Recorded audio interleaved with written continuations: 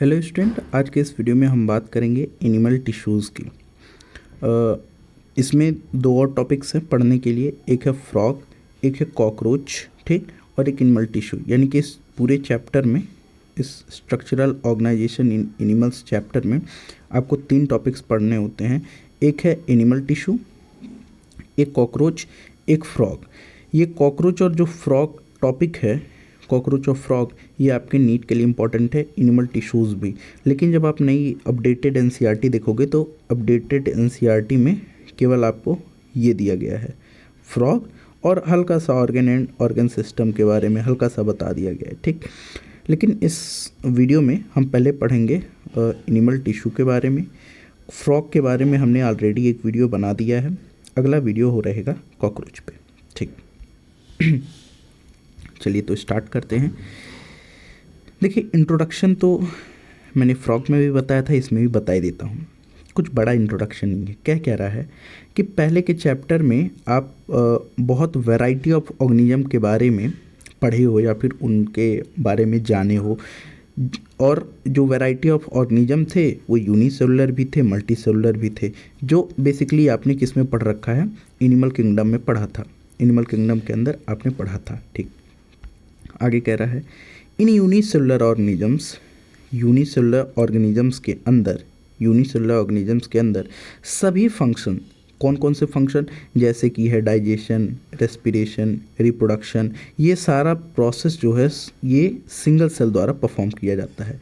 जबकि complex body में जो कॉम्प्लेक्स ऑर्गेनिजम्स हैं, यानी कि जो मल्टी सेलुलर्स हैं, same basic function different group of cells के द्वारा किया जाता है। और जब ये डिफरेंट ग्रुप ऑफ सेल्स आपस में ऑर्गेनाइज होते हैं तो उसी को टिश्यू बोलते हैं, जिसके बारे में आगे दिया हुआ है। आगे क्या कह रहा है कि the body of a simple organism like hydra is made up of different type of cells and the number of cells in each type can be in 1000। Simple सा ये कह रहा है कि अगर आप एक एग्जाम्पल ले रहे हो हाइड्रा का, तो हाइड्रा में मान लीजिए ये आपका हाइड्रा है। अब हाइड्रा में डिफरेंट बोल दीजिए, एक टाइप 1 है, इस टाइप का सेल है, एक है टाइप 2 टाइप का सेल, ठीक। अब इस टाइप 1 में 1000 सेल्स होंगे, इसमें भी 1000 सेल होंगे। मतलब क्या कह रहा है कि टाइप भी अलग अलग होते हैं और हर एक टाइप में नंबर ऑफ सेल जो होते हैं वो भी डिफरेंट, नंबर ऑफ सेल्स भी काफ़ी ज़्यादा होते हैं। आगे क्या कह रहा है, आगे कह रहा है कि ह्यूमन बॉडी जो है वो बिलियंस ऑफ सेल्स से बनी हुई है। किस लिए? वेरियस फंक्शंस को परफॉर्म करने के लिए। अच्छा, फिर कह रहा है कि कैसे ये सारे सेल बॉडी के अंदर साथ में मिलके काम करते हैं, ठीक है। मल्टी सेलुलर के अंदर ग्रुप ऑफ सिमिलर सेल का group along with intercellular substance के साथ मिलके कोई एक स्पेसिफिक फंक्शन परफॉर्म करते हैं, और इसी ऑर्गेनाइजेशन को आप क्या बोलते हो? इसी ऑर्गेनाइजेशन को आप बोलते हो टिश्यू। इसी ऑर्गेनाइजेशन को आप क्या बोलते हो? इसी ऑर्गेनाइजेशन को आप बोलते हो टिश्यू, ठीक है।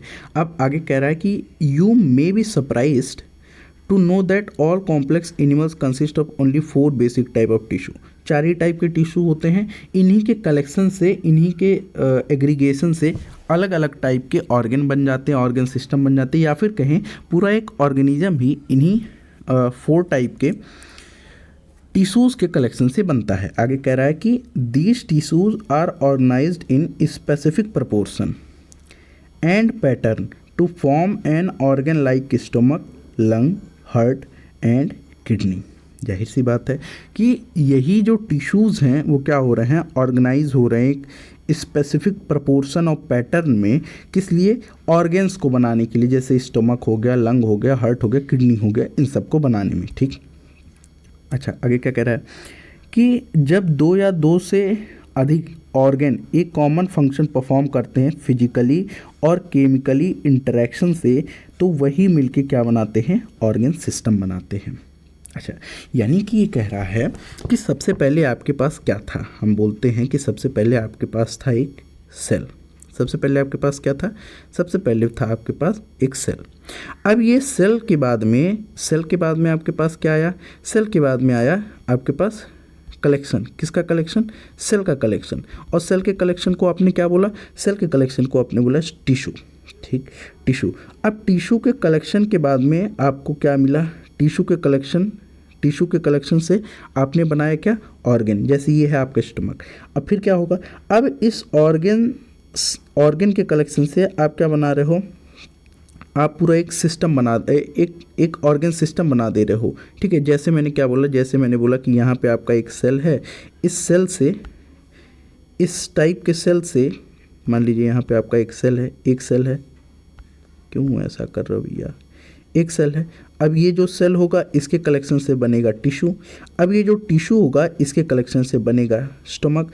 अब स्टमक बना, इसी टिश्यू के कनेक्शन से स्टमक बना, कहीं बना पैनक्रियाज, कहीं बना लीवर। तो इन सब के कलेक्शन को मिला के आपका एक डाइजेस्टिव सिस्टम बन गया। आई होप आपको बात समझ आई होगी, ठीक है।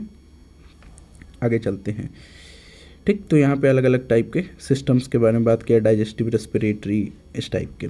फिर कह रहा है कि cells, tissues, organs and organ system split up the work in a way that exhibit division of labour and contribute to the survival of the body as a whole. बहुत साधारण सी बात है कि आपकी बॉडी बहुत कॉम्प्लेक्स है, बहुत बड़ी है, तो उसको काम परफॉर्म करने के लिए डिवीज़न ऑफ लेबर होता है, यानी कि काम का बंटवारा हो जाता है। और हर एक ऑर्गन का अपना अपना काम होता है, अपना अपना रोल ढंग से परफॉर्म करते हैं, जिससे एक बॉडी की सर्वाइवल एज ए होल पूरी तरीके से सर्वाइवल होती है, ठीक। आगे चलते हैं। अब आगे आपको पढ़ना है एनिमल टिश्यू के बारे में। क्या कह रहा है कि आपको तो ये चीज़ पता चल गया कि 4 ही टाइप के टिश्यूज़ होते हैं। देखिए क्या कह रहा है, the structure of the cell vary according to their function. Cell के स्ट्रक्चर फंक्शन के अनुसार वेरी करते हैं। Therefore the tissues are different and are broadly classified into 4 types, epithelial, connective, muscular and neural. बहुत सिंपल सी चीज़ है। Cell का स्ट्रक्चर उनके फंक्शन के अनुसार क्या होता है, वेरी करता है। और टिश्यूज़ को इसी बेसिस पे 4 तरीके से बांटते हैं, जिनको आप क्या बोलते हो, epithelial, connective, muscular and neural, ठीक है। ठीक, हम आगे चलते हैं। और आप अगर देखना चाहो तो ये 2021 का बुक है, ठीक, PDF है, ठीक। चलिए आगे देखते हैं। अब आपके पास 4 टाइप के टिश्यूज़ होते हैं, आप जान गए। अब इन 4 टाइप के टिश्यूज़ में सबसे पहले हम पढ़ते हैं एपिथेलियल टिश्यू के बारे में। सबसे पहले किसके बारे में पढ़ते हैं हम, एपिथेलियल टिश्यू के बारे में। क्या होता है, बहुत ध्यान से सुनिएगा। We commonly refer to an epithelial tissue as epithelium, या फिर इसका प्लूरल होता है एपिथेलिया। इसे एपिथेलियम या एपिथेलिया भी बोलते हैं, ठीक। इस टिश्यू के पास फ्री स्पेस होता है। फ्री स्पेस किस लिए होता है, बॉडी के फ्लूइड को या फिर आउटसाइड के इन्वायरमेंट को फेस करने के लिए।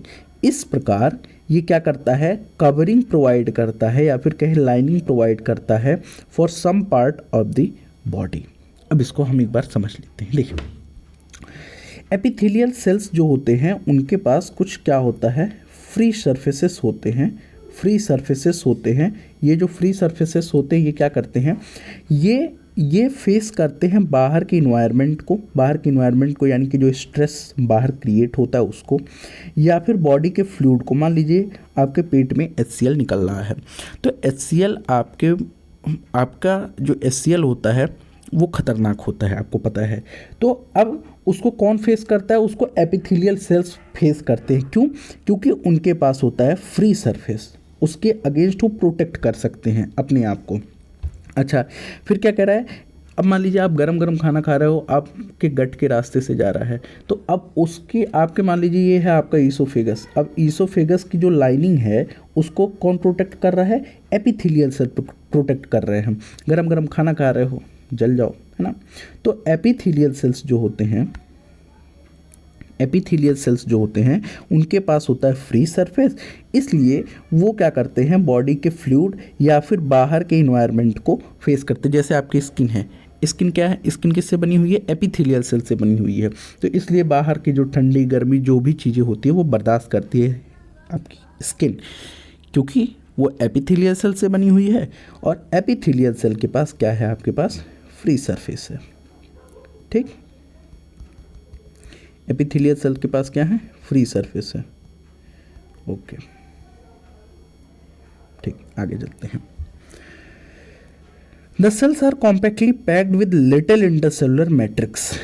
ये क्या होता है, ये क्या होता है, आप ऐसे जान लीजिए कि जो सेल होता है, दो सेल होते हैं, वो बहुत कॉम्पैक्टली पैक्ड होते हैं। और दो सेल के बीच में जो मसाला होता है, मैट्रिक्स को आप बोल सकते हो मसाला, तो दो सेल के बीच में बहुत थोड़ा मसाला होता है, मतलब कवरिंग जीरो, मतलब जीरो स्पेस के रूप में होती है। जैसे आप पढ़ते हो सॉलिड के बारे में, वेरी लेस इंटरसेलुलर स्पेस, उसी तरीके से इसमें भी बहुत लेस इंटरसेलुलर स्पेस होता है।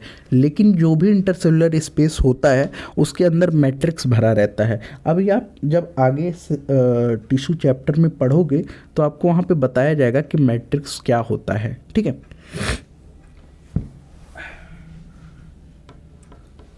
चलिए आगे चलते हैं। फिर क्या कह रहा है, there are two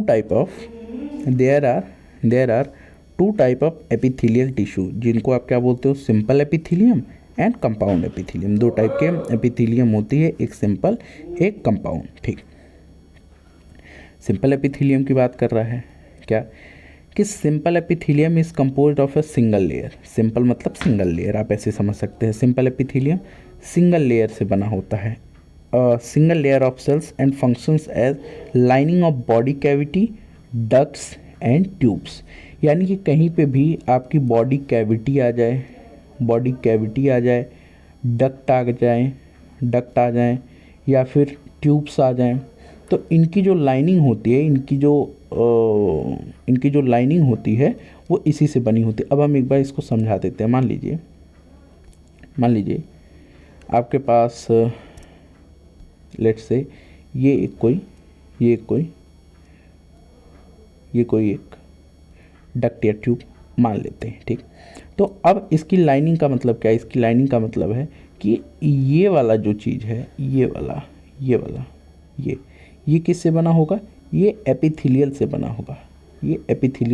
क्यों, क्योंकि इसके रास्ते से जो मटेरियल पास करेगा वो उसको ये एपिथेलियल सेल्स ही फेस कर सकते हैं। क्यों, क्योंकि एपिथेलियल सेल्स के पास क्या मौजूद है, फ्री सरफेस मौजूद है। ठीक, आगे क्या है, आगे कि the compound epithelium consist of 2 or more cell layer and has a protective function as it does in our skin. मतलब हमारी स्किन जो है वो कौन सी एपिथेलियम से बनी हुई है, कंपाउंड एपिथेलियम से बनी हुई है। क्यों, क्योंकि इसके पास consist of 2 or more cell layer, 2 या 2 से अधिक सेल लेयर होते हैं, इसलिए आप क्या बोलते हो, ये कंपाउंड एपिथेलियम से बना हुआ है। On the basis of structural modification of cell, simple epithelium को फर्दर 3 रूप से डिवाइड किया गया है। Simple squamous, simple cuboidal, simple columnar. Squamous, cuboidal and columnar. अब मैं आपको यहीं पे दिखा देता हूँ, देख लीजिए। अच्छा, यहाँ पे एक चीज़ और देख लीजिए, यहाँ पे शब्द लिखा है structural modification of cells. Structural modification means what, structural modification means कि स्ट्रक्चर में चेंज, स्ट्रक्चरल बेसिस पे डिफरेंस जो होते हैं।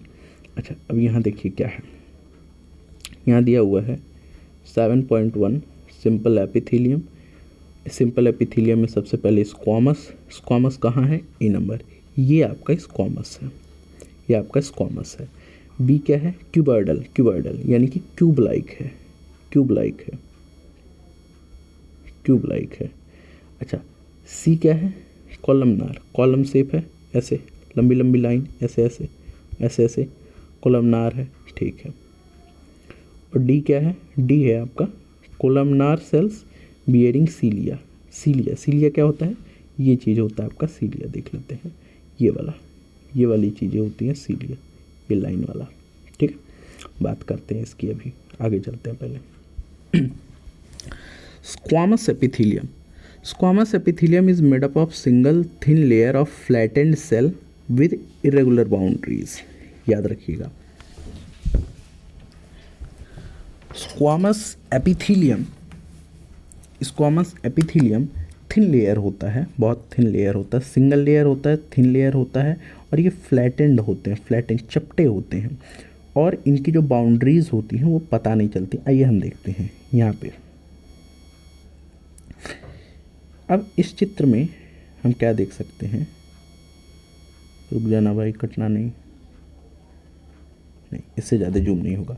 यहाँ देखिए, यहाँ पे आपके पास एक क्या है, स्क्वामस सेल है, स्क्वामस टिश्यू है बेसिकली, स्क्वामस एपिथेलियम टिश्यू। यहाँ पे देखिए, यहाँ पे इनकी जो बाउंड्रीज़ हैं वो वेल डिफाइंड नहीं है, इनकी जो बाउंड्रीज वेल डिफाइंड नहीं है। यहाँ देखिए, इसके ऊपर ये चढ़ा हुआ है, यहाँ नीचे एक्स्ट्रा इसके तरफ मुड़ा हुआ है, यानी कि इनके पास।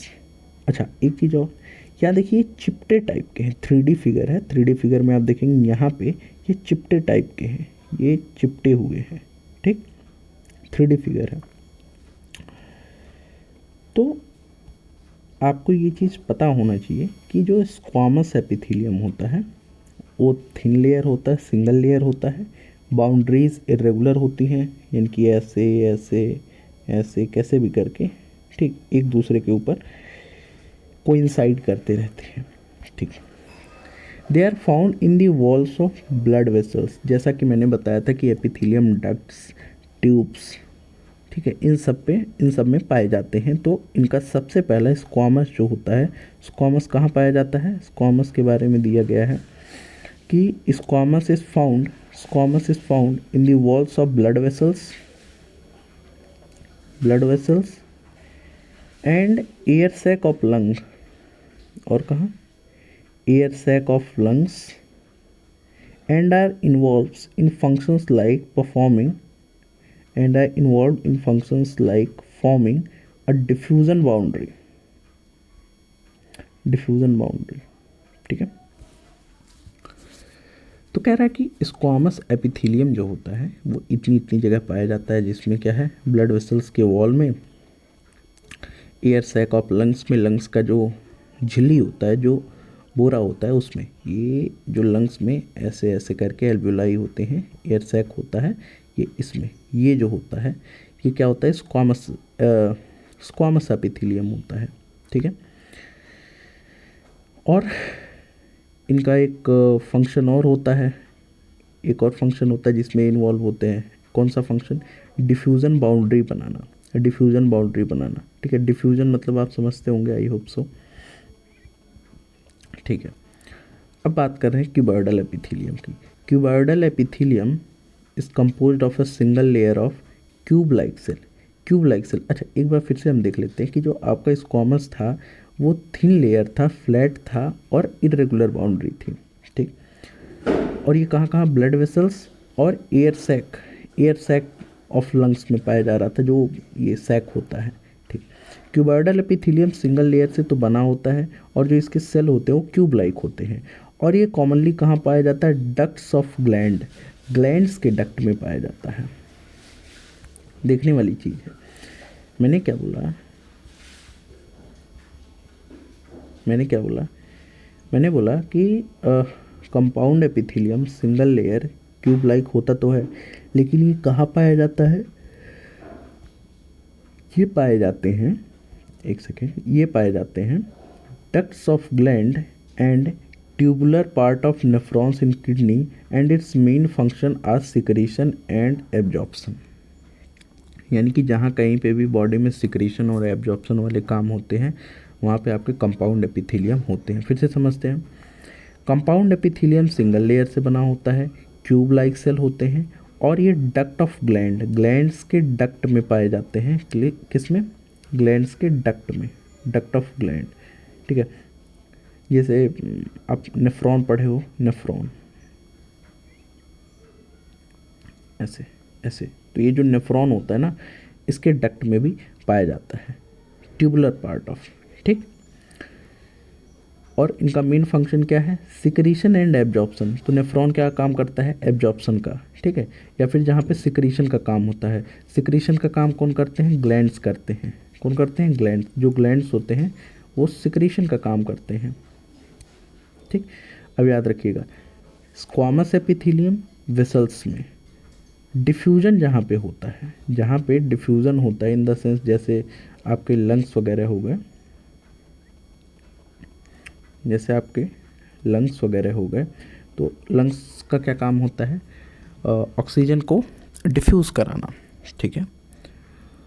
अब यहाँ पे आप देखेंगे जब, तो आप पाएंगे क्या कि यहाँ पे भी एक कन्फ्यूजन क्रिएट होता है एग्जाम्पल को याद करने में। तो आपको याद रखना पड़ेगा कि बहुत पतले जो होते हैं, बहुत फ्लैट होते हैं, जो बहुत पतले होते हैं, थिन होते हैं, उनका काम भाई, आपको अगर किसी चीज़ को डिफ्यूज़ कराना है तो इस पतले जगह से हो जाएगा या फिर इस मोटे जगह से आसानी से होगा, इस पतले जगह से, जाहिर सी बात है। तो जो स्क्वामस होता है वो फ्लैटेंड होता है, तो जहाँ पे भी ऐसी चीज़ें आएंगी, यानी कि ब्लड वेसल्स की बात आएगी या फिर लंग्स की बात आएगी, वहाँ पे आपका स्क्वामस होगा। क्यूबॉइडल की बात करें तो डक्ट्स और ग्लैंड का बात आएगा, यानी कि जहाँ पे आपका सिक्रीशन और एब्जॉर्प्शन होगा, वहाँ पे आपका कंपाउंड एपिथेलियम होगा। The epithelium of proximal convoluted tube PCT of nephron in the kidney has a microvilli. The columnar epithelium is composed of a single layer of tall and slender cells. Their nuclei are located at the base. Free surface may have microvilli. They are found in the lining of stomach and intestine and help in secretion and absorption. If the columnar and cuboidal cells bear cilia on their free surface, they are called ciliated epithelium. अब यहाँ पे थोड़ा सा आसानी है, but इसको थोड़ा सा समझते हैं। देखिए क्या कह रहा है, कह ये रहा है कि कोलमनार एपिथेलियम जो है वो single layer of tall and cylinder cell से बना हुआ है।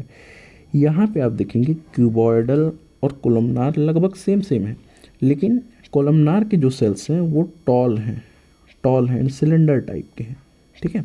टॉल एंड सिलेंडर टाइप के, सिलेंडर है, सिलेंडर नहीं है, ठीक। अब चूंकि ये लंबे हैं तो इनका जो न्यूक्लियाई होता है वो बेस पे होता है, यानी कि अगर इस टाइप के सेल्स हैं मौजूद, इस टाइप के टिश्यू हैं, तो इनका जो न्यूक्लियाई होगा वो यहाँ कहीं बेस के पास मौजूद होता है। फ्री सरफेस है माइक्रोविलाई, यानी कि जो सरफेस आपका इन्वायरमेंट को फेस करेगा उसी पे माइक्रोविलाई होगा। तो ये ऊपर वाला सरफेस फेस करता है, यानी कि इस पे क्या होगा, माइक्रोविलाई होगा। They are found in the lining of stomach की लाइनिंग। अच्छा, कारण क्या है, क्योंकि ये मूवमेंट में हेल्प करते हैं, तो ये स्टमक में होते हैं, क्योंकि स्टमक से चीज़ें मूव करानी होती हैं। इंटेस्टाइन से भी चीज़ें मूव करानी होती हैं। Help in secretion and absorption, secretion और एब्जॉर्प्शन में ये भी हेल्प करते हैं। इफ़ द कोलमनार और cuboidal cells bear cilia on their free surface, अगर कोलमनार यानी कि ये या फिर क्यूबॉइडल यानी कि ये, इन दोनों सेल्स के पास इनके फ्री सरफेस पे अगर सीलिया मौजूद है तो क्या कहलाते हैं, ये सीलिएटेड एपिथेलियम कहलाते हैं। और सीलिया क्यों मौजूद होता है, क्योंकि उनका फंक्शन होता है मूव पार्टिकल्स और mucus in a specific direction over the epithelium, क्योंकि इनका काम होता है किसी हैवी पार्टिकल को मूव कराना या फिर म्यूकस को मूव कराना किसी एक स्पेसिफिक डायरेक्शन में ओवर द एपिथेलियम के ऊपर से। They are mainly present in the inner surface of hollow organs like bronchioles and fallopian tubes. अब हम रोकते हैं थोड़ा सा, देखिए कोलमनार एपिथेलियम तक आपने देख लिया, आपने समझ लिया कि कोलमनार एपिथेलियम जो होता है वो कहाँ पाया जाता है, सिक्रीशन और एब्जॉर्प्शन जहाँ पे होता है। लेकिन सिक्रीशन और एब्जॉर्प्शन कई ऐसी चीज़ों का होता है जहाँ पे थोड़ा सा आपको हैवी चीज़ें मूव करानी होती है या फिर कहीं कि स्पेसिफिक डायरेक्शन में मूव कराना होता है। जैसे कि आपके पेट से HCl निकलता है या फिर कहीं हाँ, HCl निकलता है। अब HCl से प्रोटेक्ट करने के लिए आपकी बॉडी को क्या चाहिए, म्यूकस को रिलीज कराना है और एक स्पेसिफिक डायरेक्शन में मूव कराना है। तो अब इसके लिए आपको चाहिए होता है सीलिया। तो सीलिएटेड एपिथेलियम जो होता है वो एक क्यूबॉइडल हो सकता है या फिर एक कोलमनार हो सकता है। एक क्यूबॉइडल हो सकता है या फिर कोलमनार हो सकता है। ठीक, ये बात तो क्लियर हो गई। अब क्या कह रहा है कि कोलमनार और क्यूबॉइडल तो होगा, लेकिन सीलिया कहाँ मौजूद होगा, फ्री सरफेस पे, फ्री सरफेस पे मौजूद होगा। They are found in the lining of stomach and intestine, इन दोनों की लाइनिंग में मौजूद होता है, सिक्रीशन एब्जॉर्प्शन में हेल्प करता है। देखिए आगे कह रहा है, सीलिया का काम होता है पार्टिकल्स या फिर म्यूकस को एक स्पेसिफिक डायरेक्शन में मूव कराना। ठीक है, और ये मेनली कहाँ प्रेजेंट होते हैं, inner surface of hollow organs के इनर सरफेस पे, जैसे खोखले ऑर्गन्स होते हैं, जैसे आपके ब्रोंक्यूल्स एंड फैलोपियन ट्यूब्स।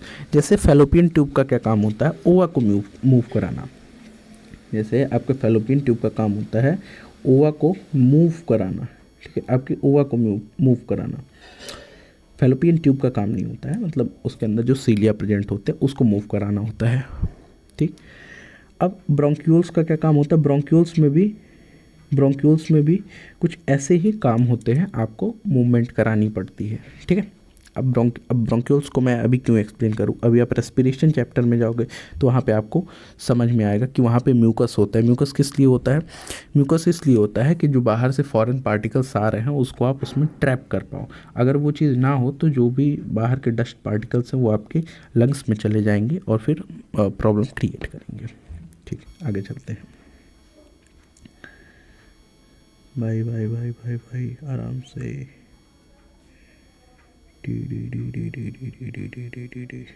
है, ठीक, क्या कह रहा है आगे, कह रहा है कि सम ऑफ द कोलमनार और cuboidal cells get specialised for secretion and are called glandular epithelium. देखिए, कुछ कोलमनार यानी कि सीलिया बेस्ड तो आप समझ गए, लेकिन अब यहाँ पे कह रहा है कि कुछ कोलमनार और कुछ क्यूबॉइडल जो होते हैं वो स्पेशलाइज्ड हो जाते हैं। स्पेशलाइज्ड मतलब एक सेकेंड, स्पेशलाइज्ड मीन्स एक ही काम के लिए डेडिकेटेड हो जाते हैं। तो जो स्पेशलाइज्ड हो जाते हैं एक काम के लिए, कौन से काम के लिए, सिक्रीशन के काम के लिए, उन्हें बोलते हैं हम ग्लैंडुलर एपिथेलियम, जो कि आप फिगर 7.2 में देख सकते हो। अच्छा, पिछला वाला फिगर हमने एक्सप्लेन किया था, थोड़ा सा देख लेते हैं पिछला वाला फिगर। यहाँ देखिए, पहला क्या है, पहला देखिए स्क्वामस क्यूबॉइडल, ये है आपका कोलमनार सेल, ये आपका कोलमनार। लेकिन यहाँ पे भी कोलमनार है, बट कोलमनार किस टाइप का है, सीलिया बियरिंग, जिसके पास सीलिया मौजूद होता है उस टाइप का यहाँ पे कोलमनार है। और तो इसमें कुछ एक्सप्लेन करने लायक है नहीं। यहाँ पे देखिए, यहाँ पे न्यूक्लियस जो होता है वो नीचे की तरफ होता है, बेस के पास। यहाँ भी देखिए कोलमनार के न्यूक्लियस बेस के पास होते हैं। ठीक, ठीक है। हाँ, जो स्पेशलाइज्ड हो जाते हैं सिक्रेशन में उन्हें आप बोलते हो glandular epithelium. They are mainly of two type, दो टाइप के ऐसे ग्लैंडुलर एपिथेलियम्स हो सकते हैं। जैसे एक है unicellular consisting of isolated glandular cells, goblet cells of the alimentary canal, and multicellular consisting of cluster of cells like salivary gland. देखिए, अब ये एक चीज़ और कह रहा है, क्या कह रहा है कि कुछ सेल्स ऐसे होते हैं जिनको आप स्पेशलाइज्ड कर देते हो सिक्रेशन के लिए, तो उन्हें ग्लैंडुलर बोलते हैं। तो कन्फर्म हो गया। अब ये ग्लैंडुलर दो टाइप के हो सकते हैं, एक यूनिसेलुलर और एक मल्टीसेलुलर। तो यूनिसेलुलर मतलब क्या कि एक ही सेल कैपेबल है, एक ही सेल किस चीज़ के लिए कैपेबल है, फॉर सिक्रेशन। जो भी सिक्रेशन हो, मान लीजिए म्यूकस का सिक्रेशन है तो एक ही सेल कैपेबल है उस सिक्रेशन के लिए। और दूसरा क्या होता है, मल्टीसेलुलर में क्या, आपको ग्रुप ऑफ सेल्स चाहिए होते हैं, एक सेल कैपेबल नहीं होता है। मल्टीसेलुलर में क्लस्टर ऑफ सेल्स मिलके क्या करते हैं, म्यूकस को या फिर जो भी आपका सिक्रेटरी मटेरियल है उसको सिक्रीट कराते हैं। यहाँ पे आप देख सकते हैं क्या, यहाँ पे कह रहा है कि isolated glandular cell, isolated glandular cell, isolated यानी कि एक सेल जो होता है वो डायरेक्टली क्या करता है, आपके सिक्रीशन को कराता है। आइसोलेटेड ग्लैंडुलर सेल जिसके अंदर क्या आ गया, goblet cell of alimentary canal, आपके एलिमेंट्री कैनाल में जो गॉबलेट सेल है, जो गॉबलेट सेल है आपके एलिमेंट्री कैनाल में, वो इसके अंदर आते हैं। अब दूसरा हो सकता है कि मल्टीसेलुलर टाइप के सेल भी होते हैं, यानी मल्टीसेलुलर ग्लैंडुलर एपिथेलियम भी होते हैं। जैसे इसके अंदर क्या है, यहाँ है multicellular consisting cluster of cells, cluster group of cells मिल के क्या कर रहे हैं, रिलीज कर रहे हैं जो कुछ भी हो। जैसे सलाइवरी ग्लैंड, अब सलाइवरी ग्लैंड में ढेर सारे आपके क्लस्टर ऑफ सेल्स हैं जो कि आपका म्यूकस रिलीज करते हैं। On the basis of mode of saliva release करते हैं। On the basis of mode of pouring of their secretion glands are divided into two categories, namely exocrine and endocrine glands. मतलब कि आप body में जो भी सिक्रीशन होता है, वो किस तरह से पोर किया जा रहा है, किस तरह से सिक्रीट किया जा रहा है, उस बेसिस पे आप दो टाइप से डिवाइड करते हो, एक एक्सोक्राइन, एक एंडोक्राइन। ठीक है, एक्सोक्राइन ग्लैंड्स क्या होता है, एक्सोक्राइन ग्लैंड्स सिक्रीट करते हैं क्या, mucus, saliva, ear wax, oil, milk, digestive enzyme and all products, इस टाइप की चीज़ें। जबकि the products are released through ducts and tubes. In contrast endocrine glands do not have ducts. Their products are called hormones and are secreted directly into the fluid bathing the gland। मतलब क्या कह रहा है, मतलब ये कह रहा है कि दो टाइप से सिक्रीशन को पोर करने के लिए, या फिर कहीं जो भी आपका सिक्रीटिव मटेरियल है उसको पोर करने के हिसाब से दो टाइप से डिवीजन किया गया है, एक एक्सोक्राइन, एक इंडोक्राइन। इंडोक्राइन जो होते हैं वो आपके हार्मोन्स वगैरह को क्या करते हैं, सिक्रीट करते हैं या फिर कहीं पोर करते हैं। ठीक, अच्छा, ये पोर कहाँ करते हैं, डायरेक्टली आपके फ्लूइड में करते हैं। आपके फ्लूइड क्या है, ब्लड। ठीक है, तो आपके फ्लूइड ब्लड बोल सकते हैं, या फिर और भी जहाँ भी करना हो आप ऐसे जान लीजिए कि आपके बॉडी फ्लूइड में डायरेक्टली क्या करते हैं, ये अपने सिक्रीशन को पोर कर देते हैं। जबकि आपके जो एक्सोक्राइन ग्लैंड्स होते हैं, वो बाहरी चीज़ें रिलीज़ करते हैं। बाहरी मतलब क्या, बाहरी चीज़ें मतलब कि जैसे आपका होगा mucus, saliva, ear wax, oil, milk, digestive enzymes, इस तरह की चीज़ें बाहर करते हैं। यानी कि आप ऐसे समझ सकते हैं कि आपकी बॉडी में जहाँ पे आपके नसों के अंदर, आपके वेसल्स के अंदर, डक्ट्स के अंदर कोई चीज़ें जहाँ पे रिलीज़ हो रहा है, वो हो गया एंडोक्राइन। ठीक है, और नहीं, वो हो गया एक्सोक्राइन। जबकि एंडोक्राइन क्या करता है, एंडोक्राइन डायरेक्टली आपके बॉडी फ्लूइड में अपने सिक्रीशन को पोर कर देता है। कंपाउंड एपिथेलियम देखते हैं, एक सेकेंड का मुझे time they, just a second. चलिए, तो अब हम देखते हैं कंपाउंड एपिथेलियम को। जैसा कि आपने सिंपल एपिथेलियम को देखा, सिंपल एपिथेलियम में क्या था कि एक ही जो सेल था उसी में अलग अलग टाइप की बनावट थी। ठीक है, एक ही सेल में अलग अलग टाइप के बनावट थी, कुछ इस टाइप से। ठीक है, या फिर कोई क्यूब लाइक था ऐसा करके, और इसी में सिलिया बेस था, तो इस टाइप से। लेकिन जो कंपाउंड एपिथेलियम होता है वो मल्टी लेयर्ड सेल से बना होता है। मल्टी लेयर्ड सेल मतलब क्या, 2-3 सेल कई लेयर में होते हैं। ठीक है, compound epithelium is made up of more than one layer, multi-layered of cell, and thus has a limited role in secretion and absorption। जब एक सेल रहेगा, मान लीजिए आपका ऐसे एक सेल है, फिर ऐसे एक सेल है, फिर एक ऐसे सेल है। अब इस सेल से सिक्रीशन करना कंपैरेटिवली इजी होगा इस टाइप के सेल से, जहाँ पे ऐसे ऐसे हों, ठीक है, जहाँ पे ऐसे ऐसे मल्टी लेयर्ड सेल हों, इसके कंपैरिजन में एक सेल से सिक्रीशन करना इजी होगा। जैसा कि यहाँ पे लिखा है कि मल्टी लेयर्ड सेल के पास लिमिटेड रोल होता है सिक्रीशन और एब्जॉर्प्शन में, जैसा कि आप फिगर 7.3 में देख सकते हो। फिर क्या कह रहा है फिर आगे दियर मेन फंक्शन, यानी कि multilayered cell compound epithelium, their main function is to provide protection against chemical and mechanical stress.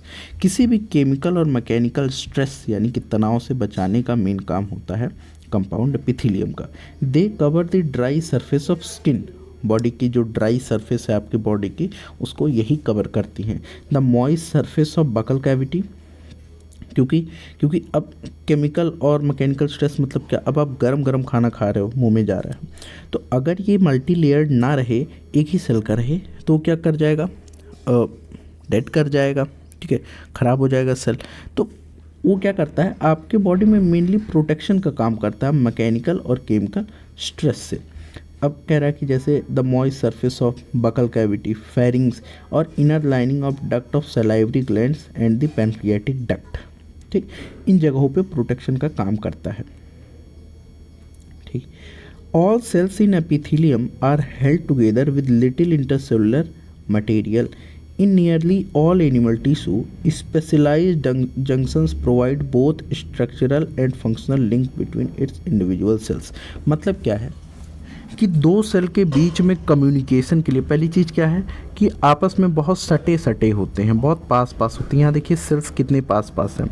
अब ये जो नाइबरिंग सेल्स हैं ये आपस में क्या करते हैं, कम्युनिकेट करते हैं। अब इस कम्युनिकेशन के लिए कुछ जंक्शंस दिए गए हैं। देखिए हम पढ़ते हैं, यहाँ देखिए 3 type of cell junctions, 3 type के सेल जंक्शन प्रेजेंट होते हैं एपिथेलियम या फिर अदर टिश्यू। याद रखिएगा ये केवल एपिथेलियम सेल की बात नहीं कर रहा है, अदर टिश्यूज़ की भी बात कर रहा है, ठीक है। These are called tight, adhering and gap. Tight means something जो कि होल्ड करके रखे, सीमेंट करके रखे, होल्ड करके रखे क्लोजली। एडहेरिंग मीन्स क्या, एडहेर मीन्स चिपकाना, सीमेंटिंग का काम। गैप जंक्शन, ठीक है। अभी देखिए आप यहाँ पे आप पढ़ते जाइए, देखिए tight junction help to stop substance from leaking across a tissue, यानी कि अगर आपका सेल है तो इसके लीकिंग को प्रोटेक्ट करने के लिए कौन हेल्प करता है, टाइट जंक्शन। एडहेरिंग जंक्शन का क्या काम होता है, cementing to keep neighbouring cells together, यानी कि जैसे ये आपका सेल है तो अब यहाँ पे क्या होगा, अब यहाँ पे एडहेरिंग जंक्शन होंगे। एडहेरिंग जंक्शन क्या होंगे, to keep the cells together, cells को पास में रखने के लिए यहाँ पे एडहेरिंग क्या होते हैं, जंक्शन होते हैं। Perform cementing neighbouring cells together. फिर क्या है, गैप जंक्शन। गैप जंक्शन क्या होता है, gap junction facilitate the cells to communicate with each other by connecting the cytoplasm of adjoining cell for rapid transfer of ions, small molecules and something big molecules. Means क्या, मतलब कि जो gap junction होता है, अगर हम ऐसे बना ले एक सेल, तो अब इनका आयन टू आयन ट्रांसफ़र करना हो, मान लीजिए आयन टू आयन मटेरियल्स को ट्रांसफ़र करना हो, तो इसमें कौन हेल्प करता है, इसमें हेल्प करता है आपका गैप जंक्शन, ठीक है। गैप जंक्शन इसमें हेल्प करता है ट्रांसफ़र के लिए। Communicate with each other by connecting cytoplasm, ये साइटोप्लाज्म को ब्रेक मतलब आपस में जोड़ते हैं, जिससे आप क्या बोलते हैं, प्लाज्मोडेस्मेटल कनेक्शन जो आप पढ़ते हो, प्लाज्मोडेस्मेटल कनेक्शन जो कि आप सेल साइकिल सेल डिवीजन में पढ़ते हो, ठीक है। Of adjoining cells for rapid transfer, जल्दी से ट्रांसफ़र करने के लिए ions, small molecules and something big molecules, ठीक है। अब इसके बाद में हम पढ़ेंगे कनेक्टिव टिश्यू। फिर कनेक्टिव टिश्यू के बाद में क्या है हमारे पास, अरे भैया हैंग कर रहा है यार, मस्कुलर टिश्यू, न्यूरल टिश्यू। नीचे अथवम तो पढ़ना नहीं है, यानी कि 1 2 3 4 4 पेज पढ़ना है ना, 1 2 3, हाँ 3-4 पेज पढ़ना है, ठीक है। तो इतनी चीज़ें हो गई हैं। अब हम शुरू करेंगे इसके बाद में मस्कुलर टिश्यू को। कहाँ है मस्कुलर टिश्यू? मस्कुलर टिश्यू है यहाँ पे, sorry connective tissue, connective tissue. चलिए तो अब हम स्टार्ट कर रहे हैं कनेक्टिव टिश्यू। कनेक्टिव टिश्यू क्या होता है? एपिथेलियल टिश्यू हमने पूरी तरीके से पढ़ लिया है, अब बचा है आपका कनेक्टिव टिश्यू। कनेक्टिव टिश्यू की स्टार्टिंग कर रहा है कि connective tissues are most abundant and widely distributed in the body of complex animals. इसमें तो कुछ एक्सप्लेन करने लायक नहीं है, बस इतनी सी चीज़ है कि मोस्ट अबंडेंट होता है। अबंडेंट मतलब आप ऐसे बोल सकते हो कि complex animals, complex multicellular animals के अंदर प्रचुर मात्रा में मौजूद होता है, मतलब इनफ जो होता है कनेक्टिव टिश्यू होता है। आगे कह रहा है कि they are named connective tissues because of their special functions of linking and supporting other tissues. Connective मतलब क्या? कनेक्शन। तो यही काम ये बॉडी में भी करता है। बॉडी में इसका काम क्या है कि इनके स्पेशल फंक्शन है कि टिश्यूज और ऑर्गन्स को जोड़ के रखते हैं, लिंकिंग और सपोर्टिंग प्रॉपर्टीज़ है, ठीक है। किसके अंदर? बॉडी के अंदर। आगे कह रहा है they range from soft connective tissue to specialized type which क्या है which include cartilage, bone, adipose and blood, ठीक है। तो ये पहले देख लेते हैं। कह रहा है कि ये जो कनेक्टिव टिश्यूज होते हैं ये रेंज करते हैं, मतलब वैरायटी ऑफ कनेक्टिव टिश्यू होते हैं, जिसमें ये सबसे पहले कह रहा है कि सॉफ्ट कनेक्टिव टिश्यू से लेके स्पेशलाइज्ड टाइप तक के कनेक्टिव टिश्यूज हो सकते हैं। स्पेशलाइज्ड टाइप के कनेक्टिव टिश्यू क्या हो गए? जैसे आपके कार्टिलेज हो गए, बोन हो गए, एडिपोज हो गए और ब्लड हो गए, ठीक। आगे कह रहा है कि in all connective tissues except blood the cells secrete fibres of structural protein called collagen और इलास्टिन। अब यहाँ रुकिए, यहाँ थोड़ा सा समझने वाली चीज़ है। क्या कह रहा है? कह रहा है कि in all connective tissues except blood को छोड़ के सभी जो कनेक्टिव टिश्यूज हैं उनके जो सेल्स हैं वो सिक्रीट करते हैं फाइबर को। और कौन से फाइबर को? फाइबर्स ऑफ स्ट्रक्चरल प्रोटीन के फाइबर को। स्ट्रक्चरल प्रोटीन मतलब ऐसा प्रोटीन जो स्ट्रक्चरल काम करता है, ठीक है, स्ट्रक्चर फॉर्मेशन में। तो स्ट्रक्चरल प्रोटीन को क्या करते हैं? सिक्रीट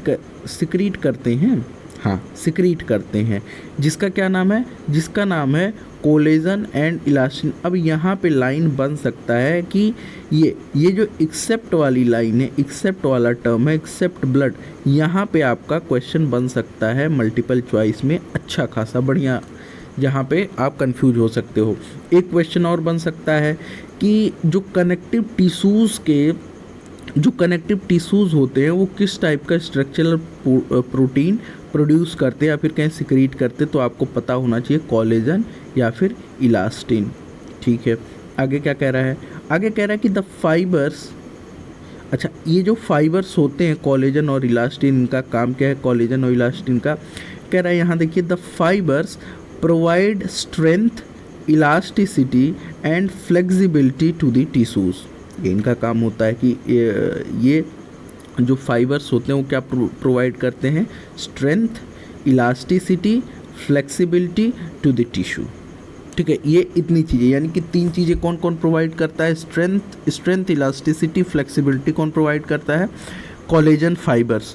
अच्छा, these cells also secrete modified polysaccharides which accumulate between cells and fibers and act as matrix, यानी कि ग्राउंड सब्सटेंस। अब याद करिए, मैट्रिक्स के बारे में थोड़ा सा आपको पहले दिया होगा।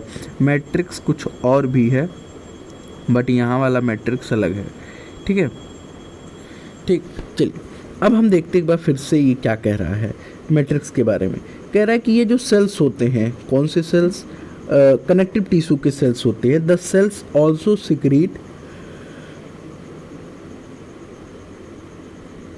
क्या और सिक्रीट करते हैं, मॉडिफाइड पॉलीसेकेराइड, मॉडिफाइड पॉलीसेकेराइड्स। अब इसको आप कैसे जानोगे कि मॉडिफाइड पॉलीसेकेराइड क्या होता है? मॉडिफाइड पॉलीसेकेराइड आप जानोगे बायोमोलिक्यूल्स वाले चैप्टर में। आप सिर्फ इतना जान लीजिए कि ये मॉडिफाइड पॉलीसेकेराइड्स सिक्रीट करते हैं, जो कि एक्यूमुलेट होता है, बैठ जाता है सेल्स के बीच में और फाइबर्स के बीच में। मान लीजिए and act as matrix ground substance. Suppose it, यहाँ पे तो फिगर तो देना चाहिए, दिया है कि नहीं, हम देख लेते हैं, कोलेजन फाइबर, कोलेजन फाइबर तो दिया है, और क्या देखना था हमको, मैट्रिक्स देखना था, मैट्रिक्स नहीं दिया ना। सिर्फ ऐसे समझ लीजिए कि मान लीजिए आपके पास दो सेल्स हैं साथ में। अब उन दो सेल्स और फाइबर्स में, मान लीजिए यहाँ देखिए, मैं यहीं पे समझा देता हूँ। यहाँ पे मान लीजिए आपके क्या है, ये आपका सेल है एक, यहाँ पे देखिए ये आपका एक सेल है। सेल्स के बाद में यहाँ पे देखेंगे आप, ये कोलेजन फाइबर्स है, लेकिन ये जो येलो कलर की थोड़ा सा ग्रीनिश टाइप की ये जो लिक्विड भरी हुई है, ये क्या है, ये मैट्रिक्स है। ये सेल्स और फाइबर्स के बीच में भरा हुआ होता है, ग्राउंड सब्सटेंस की तरह काम करता है। फिर कह रहा है कि connective tissues are classified into 3 types, 3 type में बांट सकते हैं। जैसे पहला है लूज कनेक्टिव टिश्यू, फिर है डेंस कनेक्टिव टिश्यू, और तीसरा है स्पेशलाइज्ड कनेक्टिव टिश्यू। 3 तरीके से बांट सकते हैं, लूज कनेक्टिव, डेंस कनेक्टिव और स्पेशलाइज्ड कनेक्टिव टिश्यू। चलिए अब हम देखते हैं लूज कनेक्टिव टिश्यू क्या होता है। Loose connective tissues has cells and fibres loosely arranged in a semi fluid ground substance, for example areolar tissue. तो सिंपल सी चीज़ है, लूज कनेक्टिव टिश्यू में मतलब क्या हो गया, लूज कनेक्टिव टिश्यू में जो आपके सेल्स होंगे, जो आपके फाइबर्स होंगे, वो लूजली अरेंज होंगे। सेमी फ्लूइड ग्राउंड सब्सटेंस मतलब ये मैट्रिक्स की ही बात कर रहा है, लेकिन जो मैट्रिक्स है वो कैसा है, सेमी फ्लूइड टाइप का है, मतलब सॉलिड और लिक्विड मिला के जैसा है। ठीक, अब इसका सबसे प्राइमरी एग्जांपल हो गया, कौन से टिश्यूज आते हैं लूज कनेक्टिव टिश्यू में, इसका एग्जांपल हो गया एरियोलर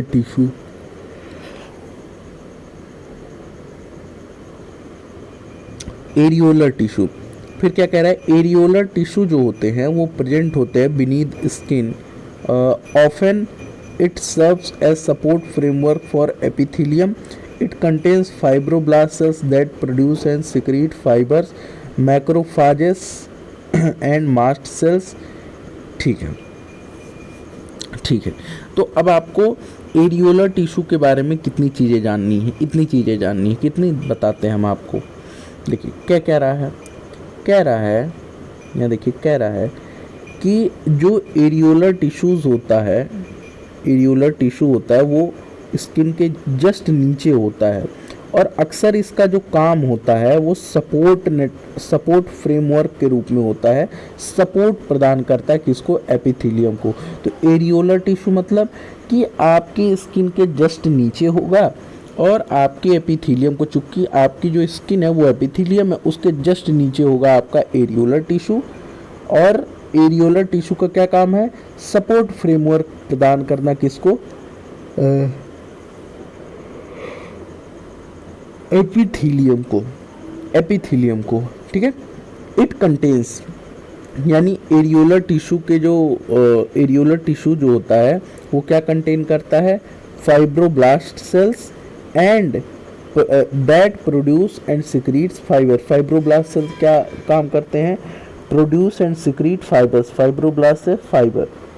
ठीक है, फाइब्रोब्लास्ट सेल क्या प्रोड्यूस करते हैं, fibers, and macrophages and mast cells. इन टाइप के 3 सेल्स के बारे में जिक्र किया हुआ है एरियोलर में, fibroblast, macrophage and mast cell. आगे कह रहा है adipose tissue is another type of loose connective tissue located mainly beneath the skin. Loose connective adipose tissue भी आपकी स्किन के जस्ट नीचे होता है। ठीक, the cells of this tissue are specialised to store fats, बहुत अच्छी बात है। एडिपोज मतलब एडिपोज टिश्यू मतलब ये ऐसे टिश्यू, ऐसे सेल्स जिनका काम क्या होता है, जो कि स्किन के जस्ट नीचे होते हैं और ये स्पेशलाइज्ड होते हैं अपने काम के लिए। कौन से काम के लिए? फैट को स्टोर करने का काम। फिर क्या कह रहा है कि the excess of nutrients which are not immediately are converted into fats and stored in this tissue, यानी कि जो भी आपके बॉडी में फैट बनता है, जो भी एक्सेस न्यूट्रिएंट्स आपकी बॉडी में रहता है और इमीडिएटली खर्च नहीं हो पाता है, वो कन्वर्ट हो जाता है किस में? वो कन्वर्ट हो जाता है आपका फैट के रूप में और स्टोर होता है इन्हीं टिश्यूज़ में। कौन से टिश्यूज़ में? एरियोलर टिश्यू में। फिर कह रहा है कि fibres and fibroblast are compactly packed in the dense connective tissue, यानी अब आपका लूज कनेक्टिव टिश्यू ख़त्म हो गया। लूज कनेक्टिव टिश्यू आपका ख़त्म हो गया, जिसके अंदर आपको कुछ इंपॉर्टेंट चीज़ें बताई गई हैं और हम देख लेते हैं एक बार।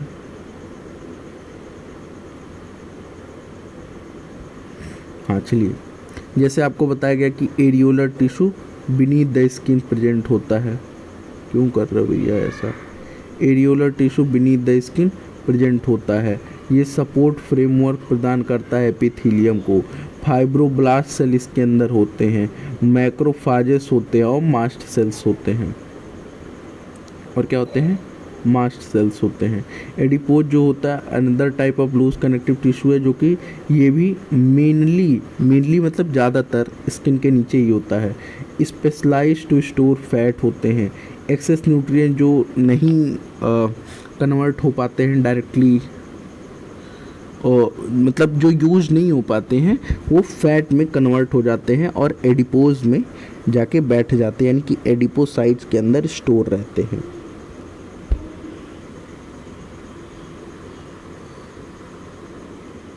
चलिए अब क्या है? अब है आपका dense connective tissue. Fibres and fibroblast are क्यों कर रहे हो भाई ऐसा? Fibres and fibroblast are compactly packed in the dense connective tissue. अब हम ऐसे समझ लेते हैं इसको। लूज कनेक्टिव टिश्यू मतलब कि कुछ ऐसा रीजन होगा जिसकी वजह से टिश्यू जो है वो लूज है।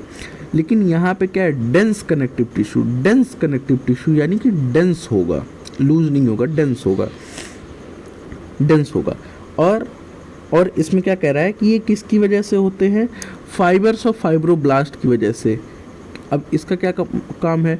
फाइब्रोब्लास्ट जो होते हैं वो फाइबर्स को रिलीज़ करते हैं। तो आपको पता होगा जितना ज़्यादा फाइबर होगा उतना ज़्यादा कॉम्पैक्ट चीज़ें बनेंगी, ठीक है। फिर आगे क्या कह रहा है? ओरिएंटेशन ऑफ फाइबर्स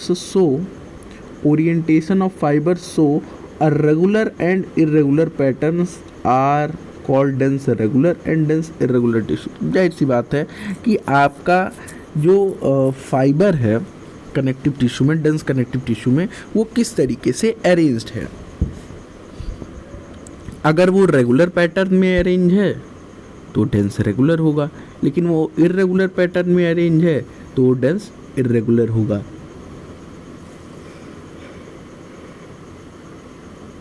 यहाँ पे आप फिगर से देख सकते हैं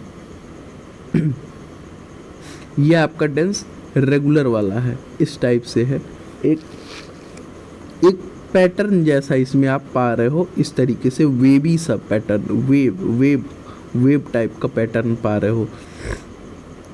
जबकि इरेगुलर में इरेगुलर टाइप की चीज़ें हैं, ऐसा, ठीक है। तो आपको पता होना चाहिए कि फाइबर्स के अरेंजमेंट के बेसिस पे, यानी कि फाइबर्स रेगुलरली अरेंज हैं या इरेगुलर अरेंज हैं, इस बेसिस पे क्या होता है? कनेक्टिव टिश्यू डिसाइड होता है रेगुलर और इरेगुलर के रूप में।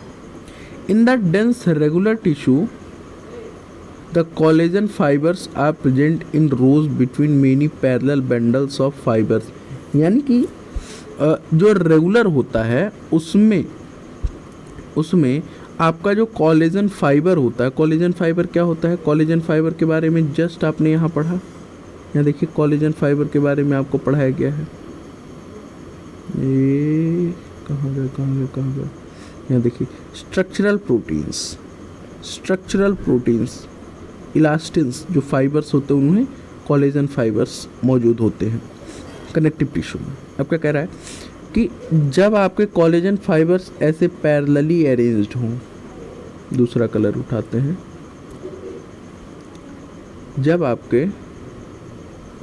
आपके कोलेजन फाइबर्स ऐसे पैरेलली अरेंज्ड हो, कॉम्पैक्टली हो, तब वो कहलाता है डेंस रेगुलर। एक बार देख ही लेते हैं। Regular connective tissue the collagen fibres are present in rows between many parallel bundles of fibers, ऐसे tendons which attach skeletal muscles to bones and ligaments which attach bone to another are examples of this tissue. अब यहाँ पे आ गया आपका थोड़ा सा confusion. क्या confusion है? कन्फ्यूज़न ये है, कन्फ्यूज़न नहीं है, मतलब थोड़ा सा आपको दिमाग लगाना पड़ेगा। क्या कह रहा है कि डेंस रेगुलर में दो मसल्स, दो चीज़ें दी गई हैं, ठीक है।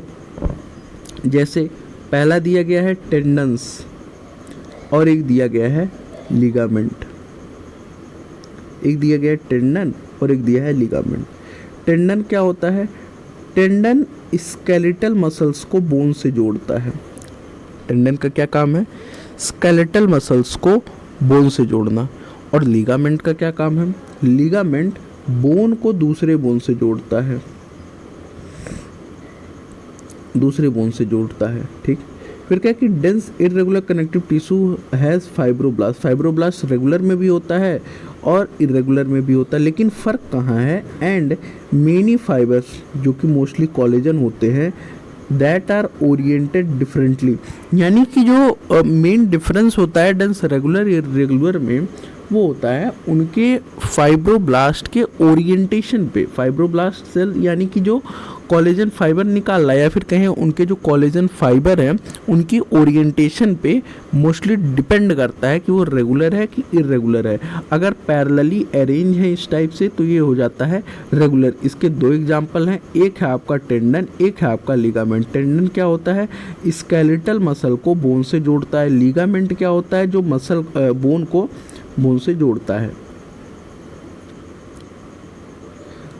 और क्या है? हाँ, dense irregular connective tissue है fibroblast, many fibers, mostly collagen that are oriented differently। जाहिर सी बात है। This tissue is present in the skin cartilage और कहाँ? bones, blood and various type of specialized connective tissue। तो specialized connective tissues के अंदर भी dense irregular tissues मौजूद होते हैं, ठीक है, मौजूद होते हैं। आगे क्या कह रहा है? आगे कह रहा है कि द इंटरसेलुलर मटेरियल, क्या कह रहा है? द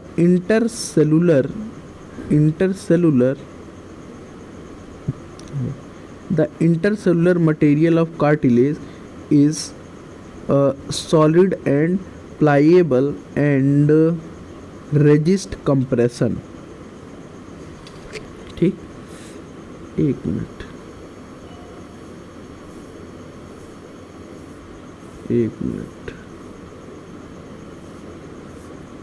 ये यहीं पे ख़त्म हो गया है।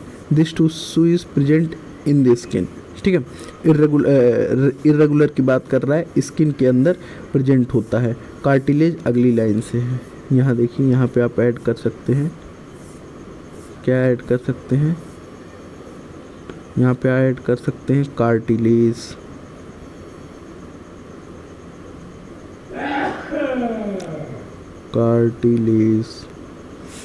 कार्टिलेज तो क्या है? Cartilage bones and blood. Cartilage bones and blood are various type of specialised connective tissue, ठीक। अब हम कार्टिलेज पढ़ते हैं। कार्टिलेज के बारे में कह रहा है कि the intercellular material of cartilage is solid and pliable and resist compression. क्या कह रहा है? इंटरसेलुलर मटेरियल ऑफ कार्टिलेज का जो इंटरसेलुलर मटेरियल है वो सॉलिड होता है एंड प्लाइएबल होता है, सॉलिड एंड प्लाइएबल होता है, एंड रेजिस्ट कंप्रेशन, यानी कि आप उसको कंप्रेस नहीं कर सकते, कंप्रेशन को रेजिस्ट करता है। कौन? कार्टिलेज। फिर क्या कह रहा है? Cells of this tissue, cells of this tissue जिन्हें बोलते हैं कॉन्ड्रोसाइट्स, कहाँ गया? सेल्स ऑफ दिस टिश्यू जिसे हम बोलते हैं chondrocytes are enclosed in small cavities within the matrix secreted by them. अब हम इसको समझते हैं, एक सेकेंड।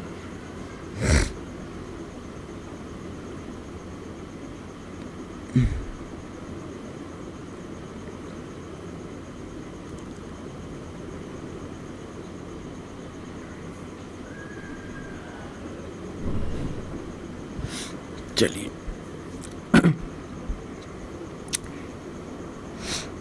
देखिए क्या कह रहा है।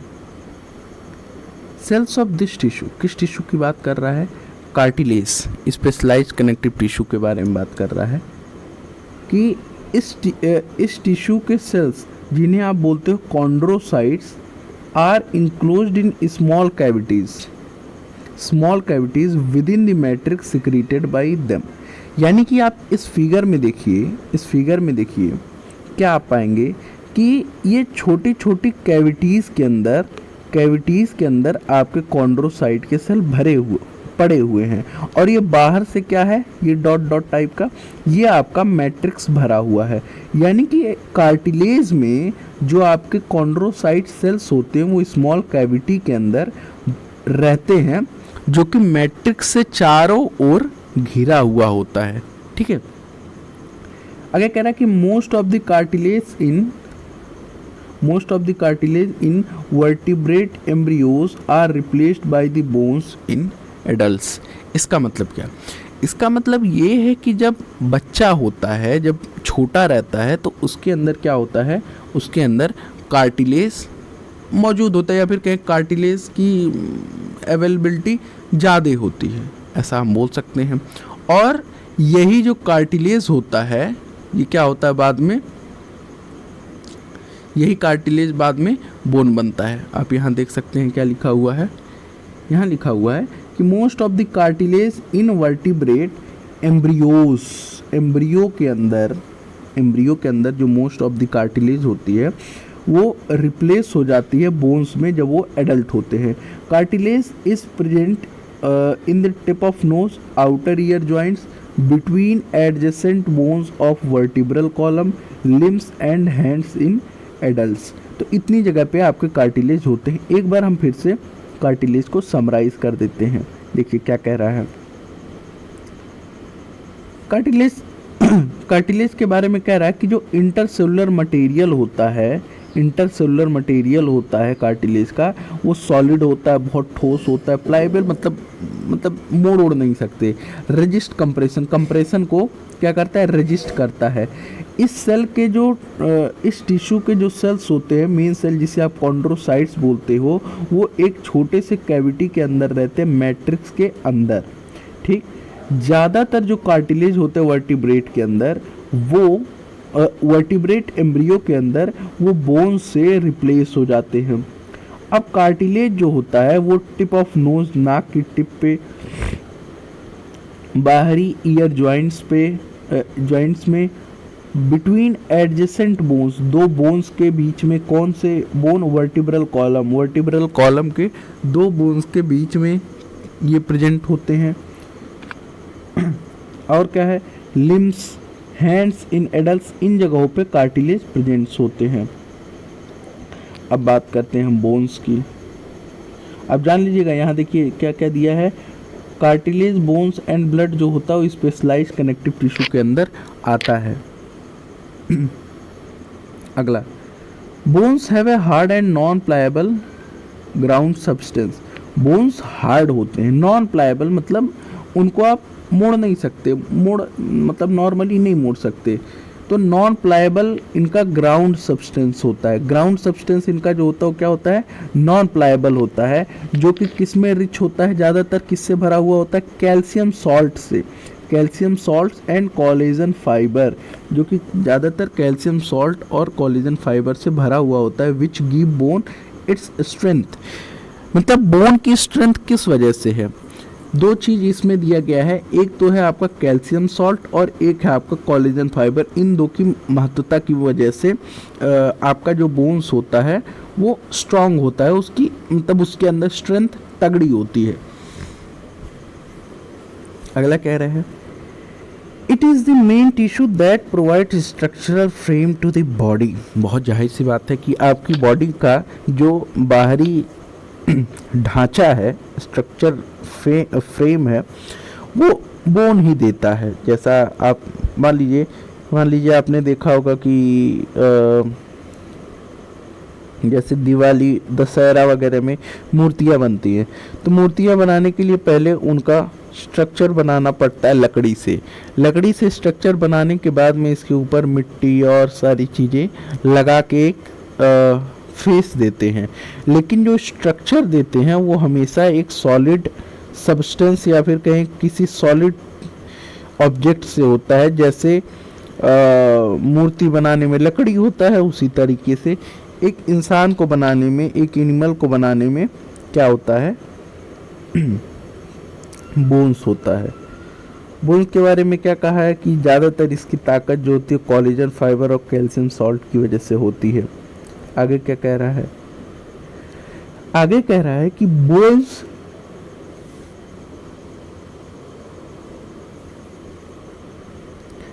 Support and protect softer tissues and organs. ठीक है, तो अब बोन्स का क्या काम है कि जो सॉफ्टर टिश्यू, जो सॉफ्ट टिश्यूज होते हैं, जो ऑर्गन्स होते हैं, उनको प्रोटेक्ट करके रखने का काम। द बोन सेल्स, अब आपको पता होना चाहिए कि बोन सेल क्या होता है? ऑस्टियोसाइट। कार्टिलेज सेल क्या होता है? कॉन्ड्रोसाइट। तो ये टर्म याद रखिएगा कि जब भी कहे bone cell that means osteocyte, जब भी कहे cartilage cell that means chondrocytes. ठीक है, कि द बोन सेल्स, जिसे आप बोल रहे हो osteocytes, are present in the spaces called lacuna, limb bone, such as the long bones in the legs serve weight bearing functions. अब क्या कह रहा है? इसका मतलब क्या है? इसका मतलब ये है कि जो ऑस्टियोसाइट, जो बोन सेल्स हैं, कहाँ गया? यहाँ है। जो बोन सेल्स हैं वो प्रेजेंट होते हैं इन दी स्पेसेस, आपकी बॉडी में जो स्पेस होते हैं वहाँ पे ये प्रेजेंट होते हैं, जिन्हें क्या बोलते हैं? लैक्यूना बोलते हैं। Lacunae limb bones such as, जैसे कि आपका लिम्ब बोन होता है, such as the long bones of leg, आपके लेग की जो लंबी वाली हड्डी है, ये सब क्या करते हैं? सर्व वेट बियरिंग फंक्शंस, यानी कि आपकी बॉडी का जो वेट बियर करता है वो भी कौन करता है? यही बोन्स करते हैं, आपके बॉडी के वेट को संभालने का काम। They also interact with skeletal muscles attach to them, यानी कि उनसे जो स्केलेटल मसल्स जुड़े हुए हैं उससे इंटरेक्ट भी करते हैं। यानी कि अगर मान लीजिए हम बोले कि ये आपके लेग का बोन है, तो इनके ऊपर जो मसल्स हैं उनसे इंटरेक्ट करने का काम कौन करता है? यही बोन्स करते हैं, ऑस्टियोसाइट सेल्स करते हैं बेसिकली। ठीक है, इट ब्रिंग्स अबाउट मूवमेंट, यानी कि मूवमेंट कराने के लिए आपके नर्व्स इम्पल्सेस को लेके जाना, या फिर जो बातें करना, बातें मीन्स आपके जो बोल सकते जो आपका ब्रेन ऑर्डर देता है, उस ऑर्डर को फॉलो कराने के लिए जो मैसेज पास करना होता है, ऑस्टियोसाइट के सेल होते हैं, जो कि लेके जाते हैं आपके हड्डी से, पाँव की हड्डी से मसल्स तक, जो स्केलेटल मसल्स उस बोन से जुड़े हुए होते हैं वहाँ तक। The bone marrow in some bones is the site of production of blood cells, यानी कि जो हड्डियों का बोन मैरो होता है, आपने मीट खाया होगा तो उसके अंदर जो रेड कलर की चीज़ें भरी हुई होती हैं, ठीक है, वो चीज़ ठीक है। तो जो बोन मैरो होता है, इन सम बोन्स, बोन के अंदर जो बोन मैरो होता है वही ब्लड सेल के फॉर्मेशन का जगह होता है। अब अगला क्या है, अगला है ब्लड, फिर आपका आ जाएगा मस्कुलर टिश्यू। ब्लड के बारे में पढ़ लेते हैं। Blood is a fluid connective tissue. Blood क्या है, एक फ्लूइड कनेक्टिव टिश्यू है जो कंटेन करता है plasma, red blood cell, white blood cells and platelets. ठीक है, it is the main circulating fluid that helps in the transport of various substances. You will learn more about the blood in chapter 17 and 18। यानी कि आप जब 2 chapter में जाओगे, एक आप रेस्पिरेशन और एक बॉडी फ्लूइड्स एंड सर्कुलेशन, तो उन 2 जगहों पे आप इसके बारे में डिटेल में पढ़ोगे। तो एक बार हम चीज़ें रिवाइज कर लेते हैं जो भी हमने पढ़ रखा है। आज हमने क्या क्या पढ़ा, आज हमने पढ़ा कनेक्टिव टिश्यू। कनेक्टिव टिश्यू का क्या काम होता है, कनेक्टिव टिश्यू का काम होता है आपकी बॉडी में कनेक्शंस को बनाना, आपकी बॉडी में कनेक्शंस को बनाना। अब इस कनेक्शन को बनाना है, देखते हैं कैसे कैसे बनाता है। ये 3 टाइप के होते हैं, ठीक है, उसके बारे में भी दिया गया है। देखते हैं कहाँ गया, अच्छा एक ये फिगर है जिसको समझ लीजिएगा। समझना क्या है मतलब याद रख लीजिएगा। जैसे ये आपके एडिपोज टिश्यू है। एडिपोज टिश्यू क्या होते हैं, वो टिश्यू जो फैट स्टोर करते, जो फैट स्टोर करते हैं। यहाँ देखिए ये इस टाइप के इसमें सेल होते हैं जहाँ पे बीच में फैट स्टोर होता है। ये जो डॉट कलर का है वो क्या है, न्यूक्लियस है। ठीक, इसमें थोड़ा सा जान लीजिए कि ये जो बड़ा सा ये वाला स्ट्रक्चर है ये मैक्रोफाज है। यहाँ जो फाइबर की तरह दिख रहा है वो फाइब्रोब्लास्ट है। यहाँ देखिए जो ब्लू कलर का दिख रहा है वो कोलेजन फाइबर है। इस टाइप का हेडफोन जैसा कुछ यहाँ बना हुआ है वो मास्ट सेल है। ठीक, तो इस तरीके से आपको फिगर भी देख लेना है। फिगर में कुछ समझने वाला तो है नहीं। यहाँ पे मैंने डेंस रेगुलर, डेंस इरेगुलर को बारे में बता दिया था। ठीक है, रेगुलर में जहाँ पे पैरेलली अरेंजमेंट होता है और इरेगुलर में इरेगुलर टाइप से अरेंजमेंट होता है।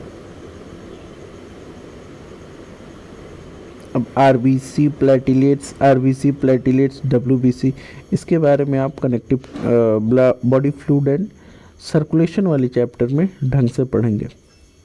तो अब इसके बाद में हमको स्टार्ट करना है मसल टिश्यू यानी मस्कुलर टिश्यू। मस्कुलर टिश्यू फिर न्यूरल टिश्यू। मस्कुलर और न्यूरल एक साथ कर देंगे। ठीक है,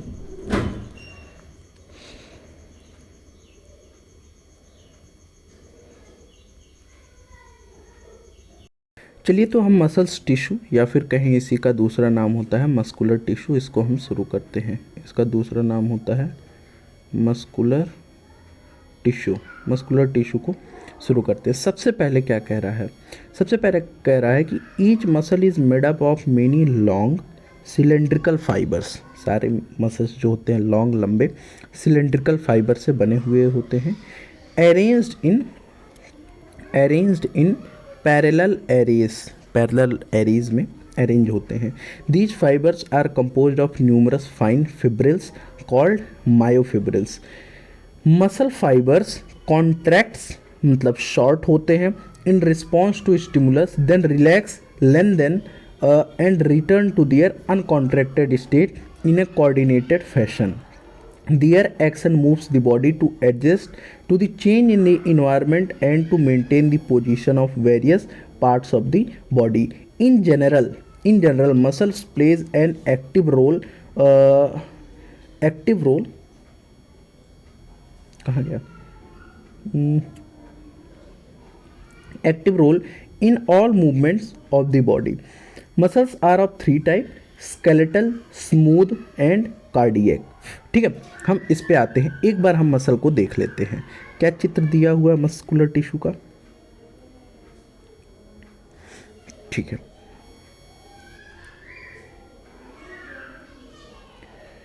एक सेकेंड रुकिए। अब देखिए, एक बात और जान लीजिए, मस्कुलर टिश्यू को आप अच्छे से किस चैप्टर में पढ़ेंगे? कंट्रोल एंड कोऑर्डिनेशन वाले चैप्टर में पढ़ेंगे।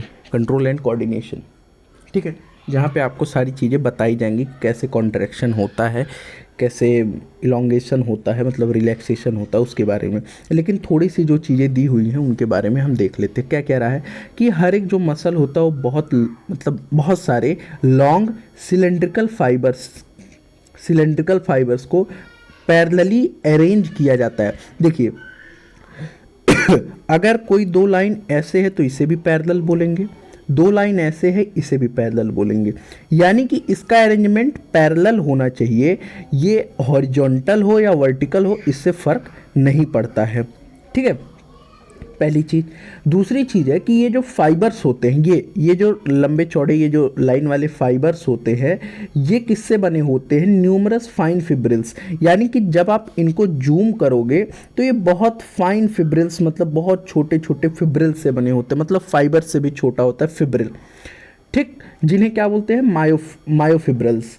मीन्स फाइबर्स छोटे यूनिट से बने होते हैं जिसे फिब्रिल्स बोलते हैं, बहुत छोटे फिब्रिल्स से बने होते हैं जिन फिब्रिल्स को मायोफिब्रिल बोलते हैं। ठीक, मसल फाइबर्स कॉन्ट्रैक्ट, मतलब जैसे मान लीजिए ये है मसल फाइबर, ये कॉन्ट्रैक्ट होगा। कॉन्ट्रैक्ट मतलब ये अपनी लेंथ को छोटा करेगा, छोटा किया इन रिस्पॉन्स टू स्टिमुलस, मतलब कोई भी बाहरी इसके सराउंडिंग में चेंज होता है तो ये अपने लेंथ को छोटा करता है। लेंथ के छोटा होने को कॉन्ट्रैक्शन बोलते हैं, यहाँ देखिए।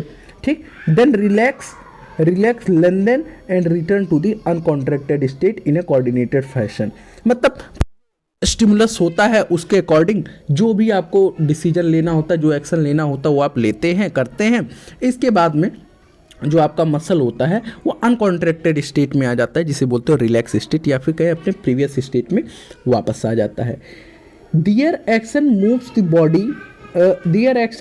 The body to adjust to the change in the environment and to maintain the position of various parts of the body. बहुत जाहिर सी बात है कि इनका जो कॉन्ट्रैक्शन होता है और रिलैक्सेशन होता है वो बाहर के स्टिमुलस को मैनेज करने के लिए होता है, और फिर आपकी बॉडी को उसके अनुसार उसके अनुसार काम करने के लिए कोऑर्डिनेटेड वे में मूव कराने के लिए होता है। क्या? मसल्स का कॉन्ट्रैक्शन और रिलैक्सेशन। ठीक है, in generally muscles plays an active role in all movements of the body, क्योंकि आपकी बॉडी जो है वो पूरी तरीके से मस्कुलर होती है, मसल से बनी हुई होती है।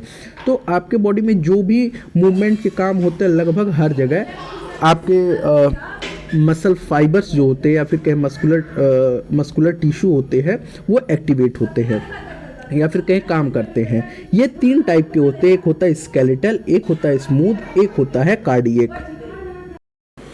चलिए तो अब हम स्केलेटल मसल्स को पढ़ते हैं। स्केलेटल मसल्स के बारे में क्या कह रहा है कि skeletal muscle tissue is closely attach to skeletal bones. यानी कि स्केलेटल मसल, इसमें मेन टर्म क्या है जानने के लिए, उसमें मेन टर्म है स्केलेटल शब्द, स्केलेटल। तो स्केलेटल मसल जो होगा वो स्केलेटल बोन से अटैच होगा। In a typical muscle such as biceps, striped skeletal muscle fibers are bundled together in a parallel fashion. तो वही बात कह रहा है कि पैरेलली जो इसके जो फाइबर्स होते हैं वो पैरेलली अरेंज्ड होते हैं।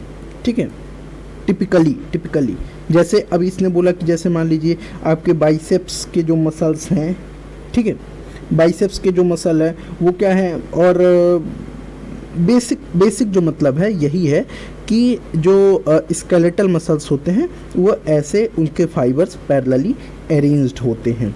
ठीक, a sheath of tough connective tissue encloses several bundles of muscle fibres.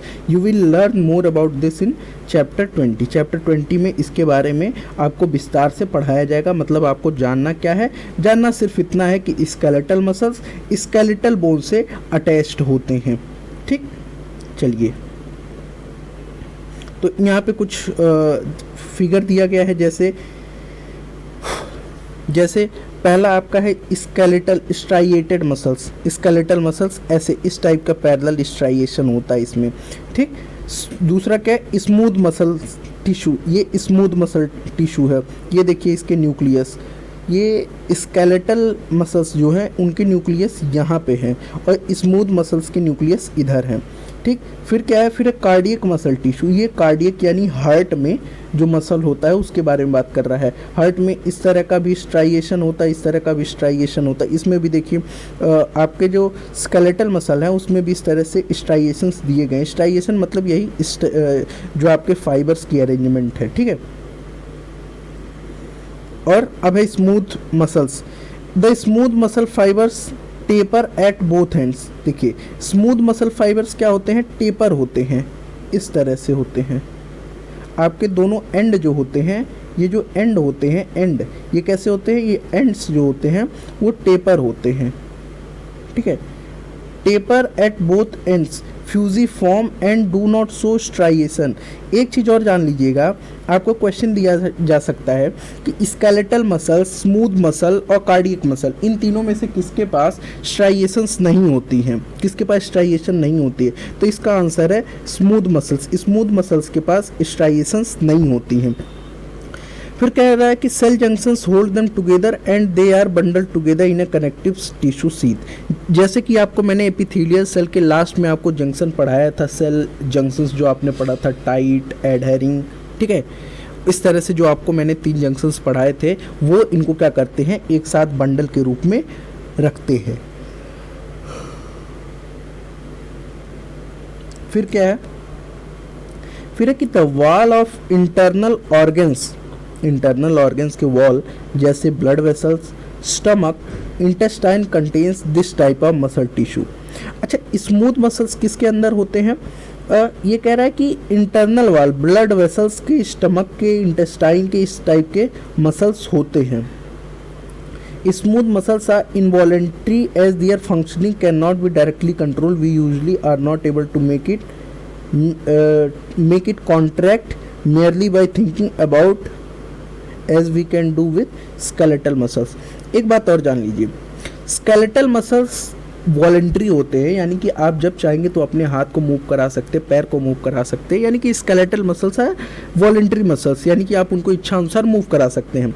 जबकि स्मूथ मसल्स इनवॉलेंट्री होते हैं, इनवॉलेंट्री होते हैं, मतलब आप इनकी फंक्शनिंग को कंट्रोल नहीं कर सकते, ठीक। और ये किसके अंदर पाए जाते हैं, ब्लड वेसल्स के, internal wall of blood vessels, stomach, intestine, इन सब के अंदर इस टाइप के मसल्स पाए जाते हैं। फिर है cardiac muscle tissue. Cardiac muscle tissue is a contractile tissue. Cardiac muscle tissue कैसा होता है, कॉन्ट्रैक्टाइल टिश्यू होता है, present only in the heart के अंदर केवल मौजूद होता है। Cell junctions fuse the plasma membrane of cardiac muscle cells and make them stick together. Communication junctions interrelated discs at some fusion points allow the cells to contract as the unit. When cell receives a signal to contract, its neighboring cell also stimulated to the contract। इसमें क्या कह रहा है, आपको मैंने cell junctions पढ़ाया था कि नहीं पढ़ाया था, सेल जंक्शन बिल्कुल पढ़ाया था। आप आइए यहाँ पे, धीरज धरें, धीरज धरें, धीरज धरें, आइए आइए आपका इंतजार था। यहाँ देखिए, यहाँ देखिए, यहाँ पे आपने क्या पढ़ा, एक पढ़ा आपने टाइट जंक्शन जो लीकिंग प्रोटेक्ट करता था, एडहेरिंग जंक्शन जो आपस में सीमेंट करके रखता था, ठीक है। अच्छा, लेकिन आपने पढ़ा था गैप जंक्शन।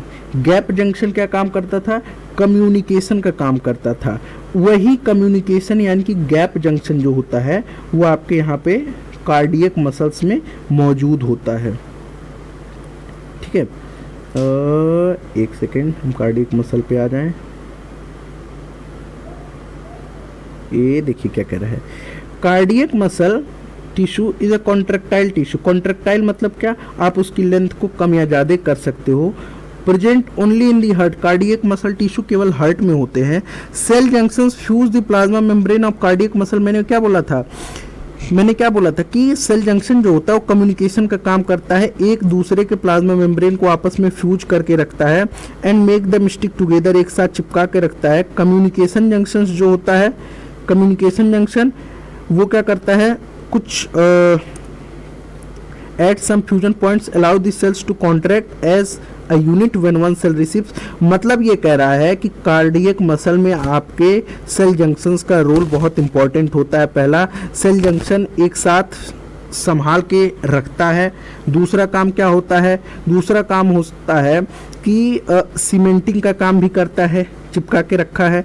और अगर आपके कार्डियक मसल में, यहाँ देखिए, यहाँ पे देखिए, ये जो फ्यूजन है यहाँ पे, ये सब किसकी मदद से हो रहा है, सेल जंक्शन की मदद से हो रहा है। प्लाज्मा मेम्ब्रेन आपस में फ्यूज है, तो इससे जब कम्युनिकेशन होता है तो अगर इस यूनिट को इस जगह पे अगर आपको स्टिमुलस मिल रहा है कि कॉन्ट्रैक्ट करना है, तो आपका कार्डियक मसल यहाँ से सिग्नल यहाँ भेजेगा, यहाँ भेजेगा, यहाँ भेजेगा, यानी कि एक स्टिमुलस पे आपका पूरा जो कार्डियक मसल होता है वो एक्टिवेट हो जाता है। क्यों?